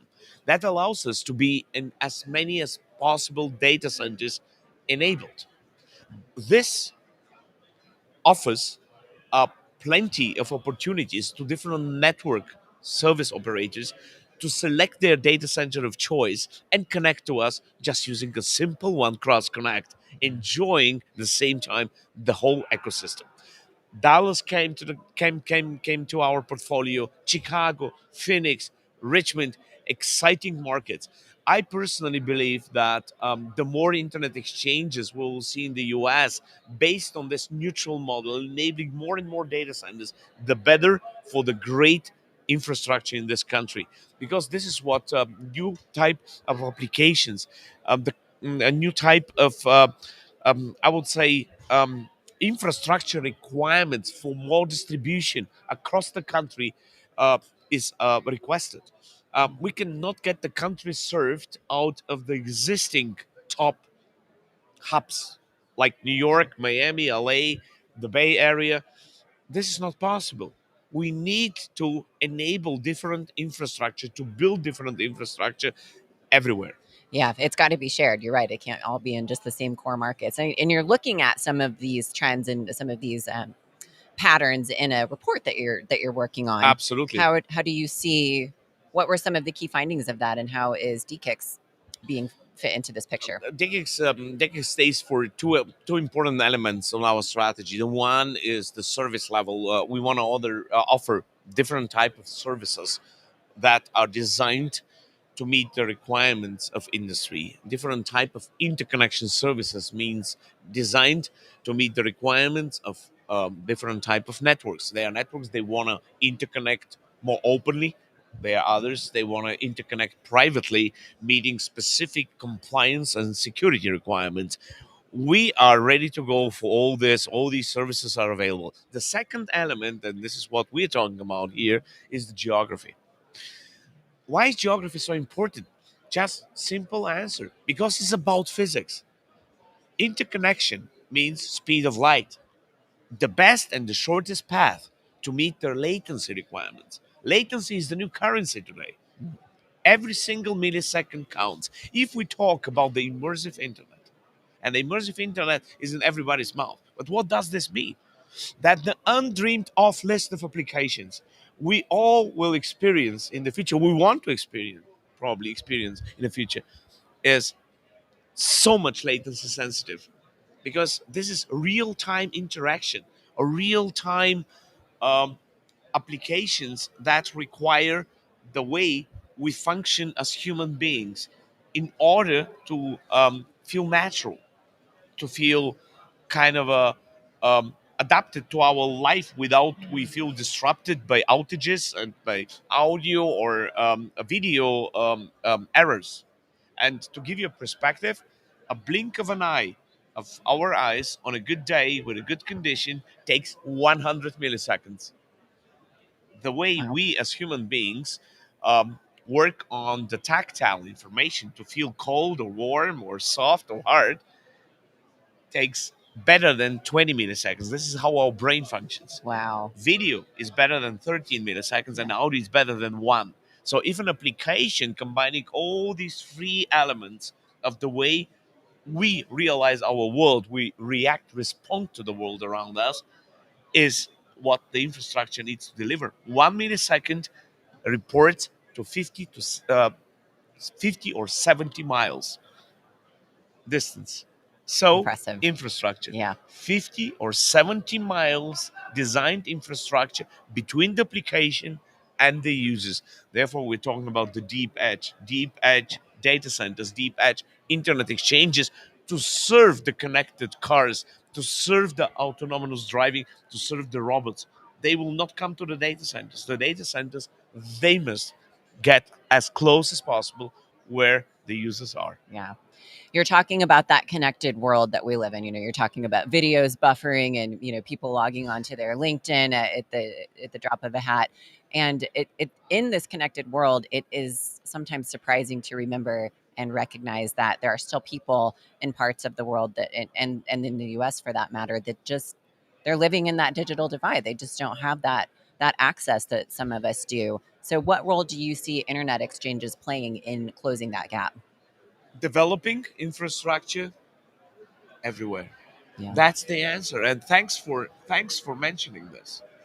I feel those people who are not enabled to use digital services in the best way possible, they are simply disadvantaged. They do not have proper access to applications that allow them to get them educated, to find jobs, and to perform better in their life. So simply said, through digital infrastructure, we will be able to create better life for people, because digital is essential part of it. Creating better digital services, we create better life. Absolutely.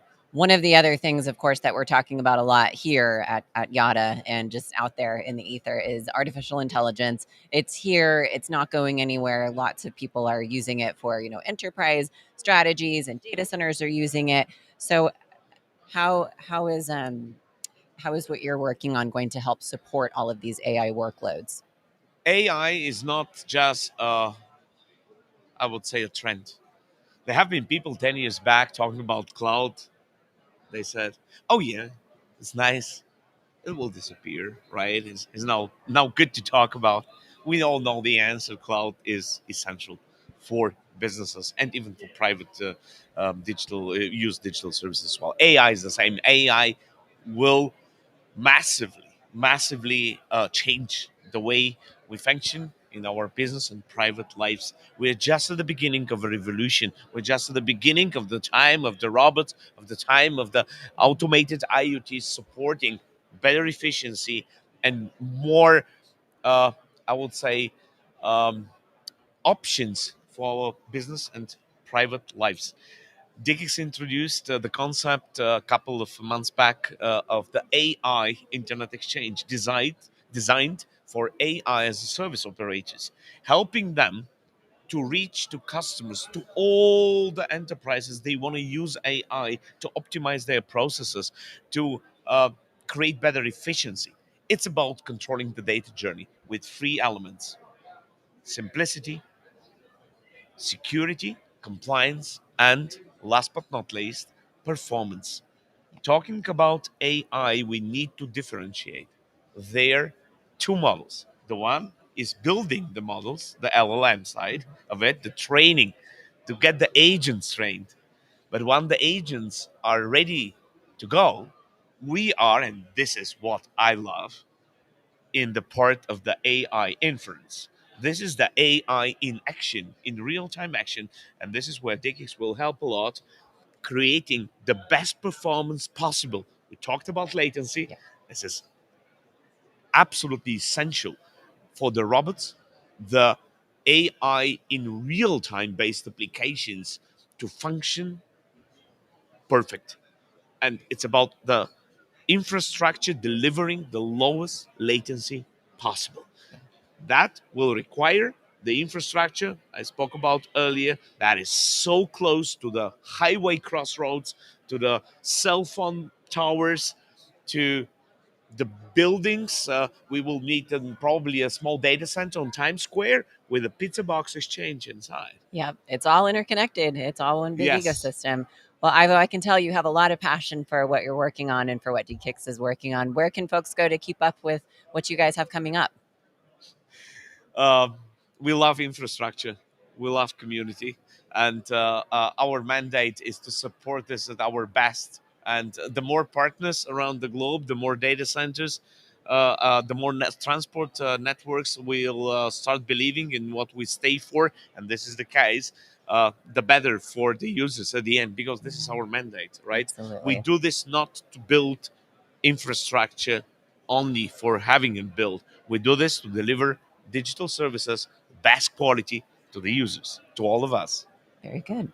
Well, where can we learn more, and where can we just keep up with what you guys have coming up? You just follow the news, follow your news, follow our news on the website, follow the social media. We are very transparent and very active in sharing our belief in a digital future. All right. Well, Ivo, thank you so much for being here. Enjoyed talking with you. And thanks to our viewers for tuning in. Stick around. More to come live from the Expo floor at Yotta 2024. But in the meantime, stay curious and stay connected.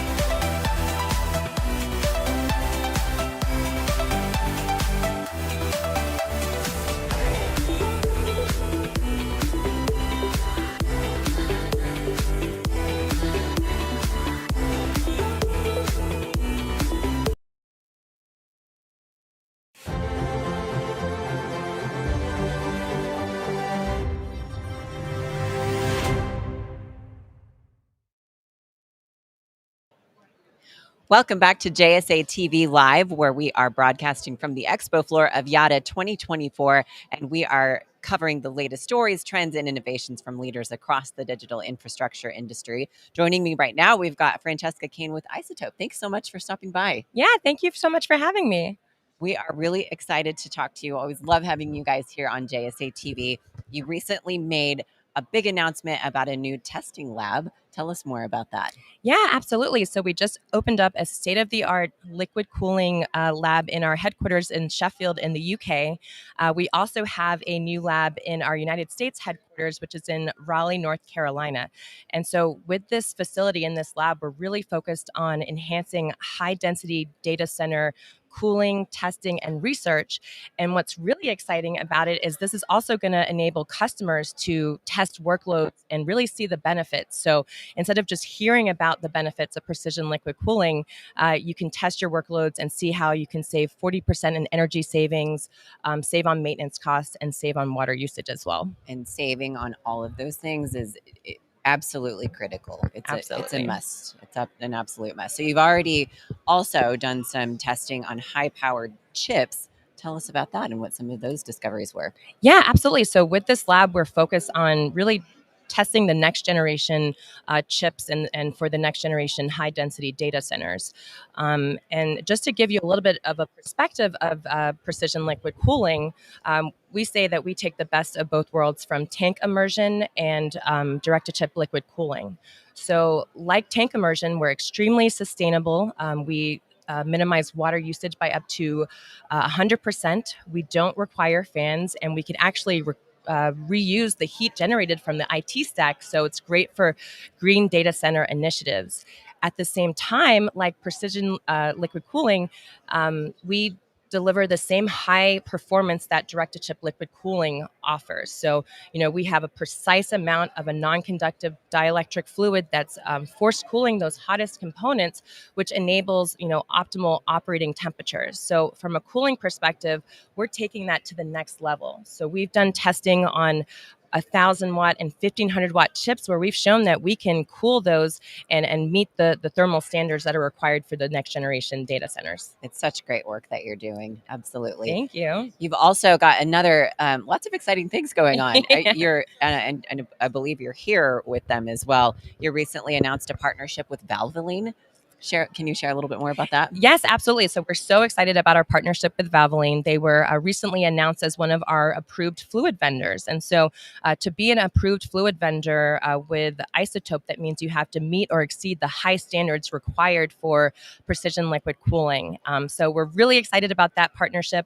We've also got some great partners with HPE and Intel, where we're focused on edge and telco solutions and really want to show the world how, we can even save telco operators 3 to 5% in energy savings. So we're really excited about the partnership with Valvoline, and I think it's going to help benefit the HPC environment as well. Yeah, and again, just those energy savings, you can't say enough about it right now. It's what everybody wants to know. How can I make some strides right now? Not in 5 years, but right now. And it's so great to hear that you're bringing that solution. Well, thank you so much. Yeah. Is there anything else that you're excited about before we let you go? I'm just excited about kind of the future testing that we're doing. Right now we can cool 56 kilowatts, but we're going to be taking that to the next level soon. So stay tuned for some really exciting information that will be coming out with at Supercompute 2024. And where can we stay connected with iZotope and everything that's going on? Yeah, so you can find us online at iZotope.com. We're on LinkedIn, and we've also got a lot of white papers. So if you go to our website, you can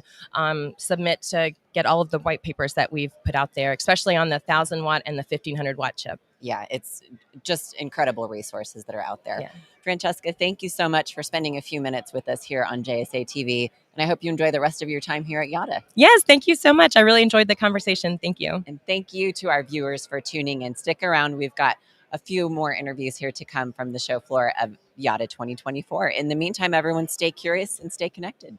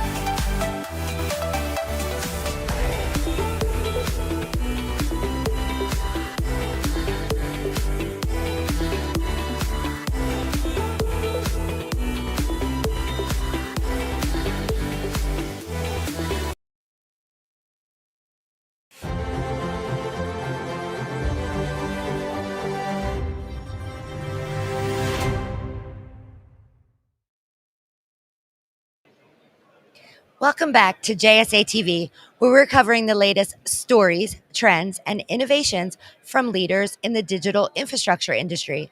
I'm Buffy Harakitis of JSA, and this is our final interview. We're saving one of the best for last here in Las Vegas, live from Yotta 2024. And joining me today is Sarah Peterson. She is the managing director of Clear Sustainability and also a prominent attorney here in the United States and also in the UK. Sarah, welcome. Thank you. I'm a longtime watcher, first time interviewee, so I'm excited to be here with you guys.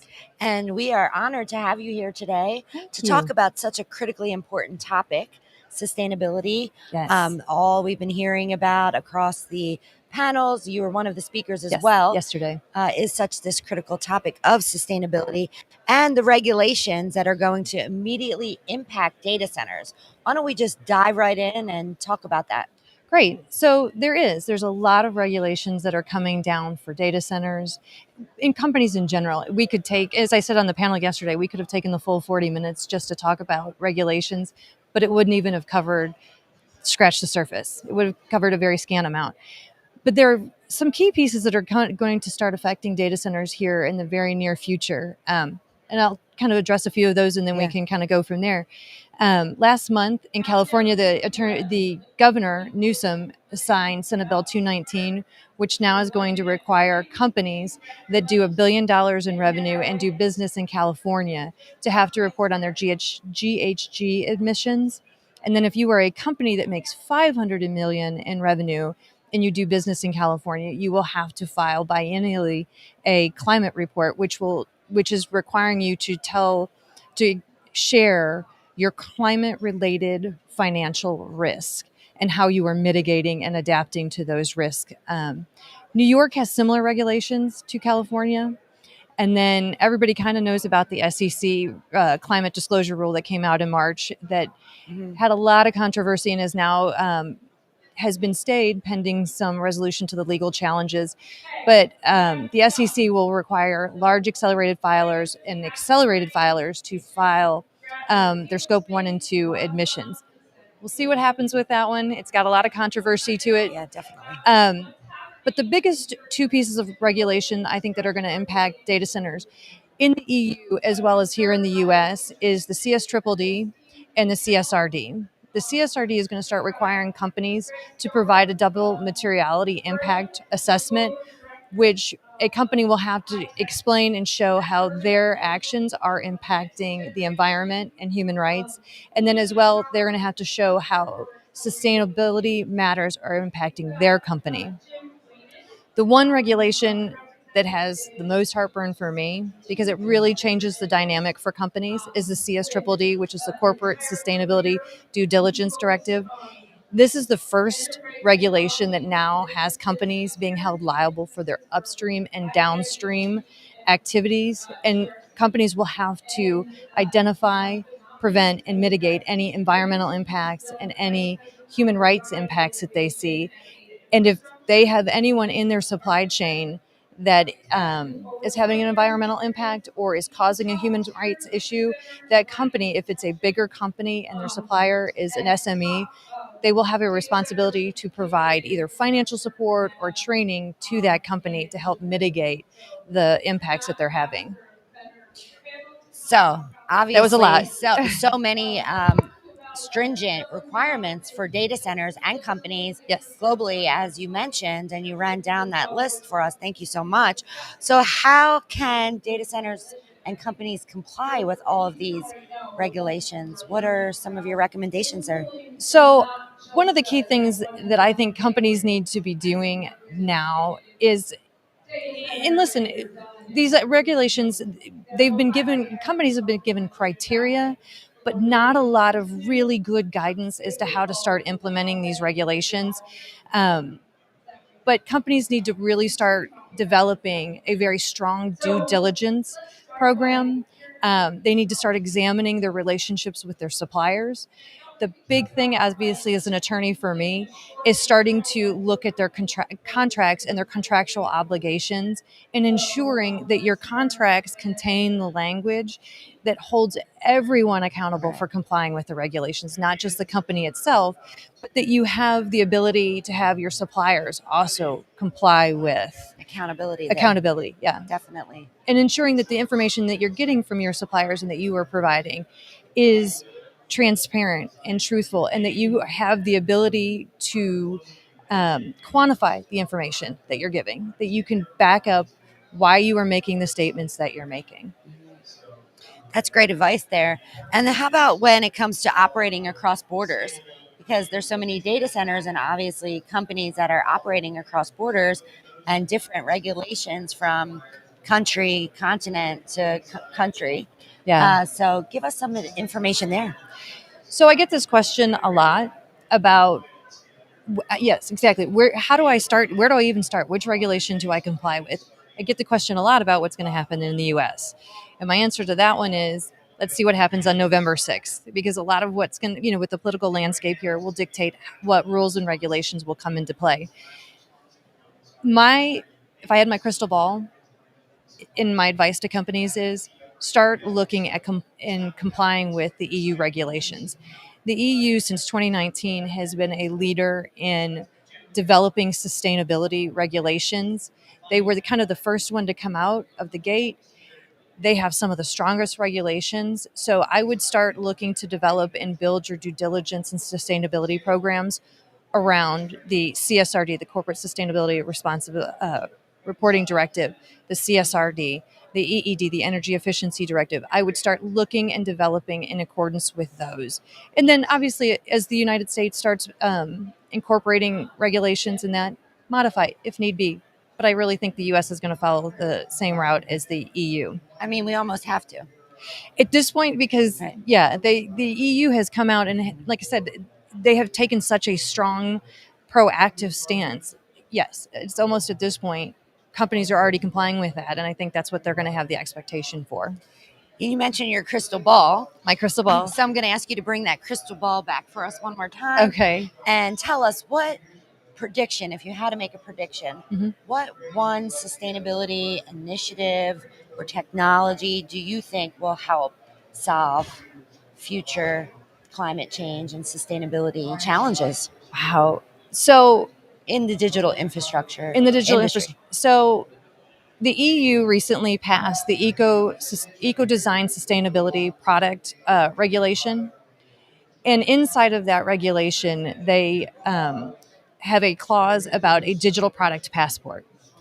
And my crystal ball is, I think the digital product passport is going to become so key in the data center industry and actually in the corporate world as a whole, because what it is going to start requiring is every product that goes into the EU is going to basically an EPD. The information that's on an EPD is going to have to be put on a digital product passport. So people are going to be able to know the critical raw materials, any of the GHG issues, any environmental impact issues. It's providing all the information about a product so we can better use that product. It's great that we're collecting all this information. It's great that we're reporting on GHG. But if we're not using it to do more than just become efficient, if we're not using it to develop products that are recyclable, refurbishable, reusable, making sure that we have a true circular economy and that we're taking and developing things not from a cradle to cradle or cradle to grave, but a cradle to cradle perspective, then what's the point of all the regulations? What's the point of all the reporting if we're not really doing a full life cycle of everything? Well, thank you so much for that prediction. I do agree with you that cradle to cradle approach is going to definitely help this industry. And like you said, all the companies globally across the world. Is there anything else you'd like to add today, Sarah? What I will say is the one thing I think everybody needs to keep in mind, the goal of these regulations is to start holding companies and putting pressure on companies to make sure their actions line up with the statements that they're making. So if you're making sustainability statements and goals, make sure your actions are lining up with that, because if not, the consequences are very high. the most important thing, it could potentially damage your reputation. There's a lot of legal liability. You can find me. I can talk to you about that. But you need to be, you're wanting to build a reputation. You're wanting to build a business. So make sure that your statements and your actions line up.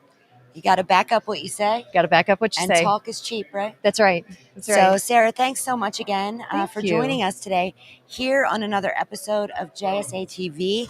If viewers want to go and learn more about clear sustainability or your practice as a prominent attorney here in the U.S. and the U.K., tell viewers where they can go. Clearsustainability.com is where it has all the information, so they can find me there. Well, you can find lovely Sarah there, clearsustainability.com. And again, thanks viewers for tuning in to another episode of JSA TV live from Yotta 2024 in fabulous Las Vegas. Stay curious, stay connected, and happy networking.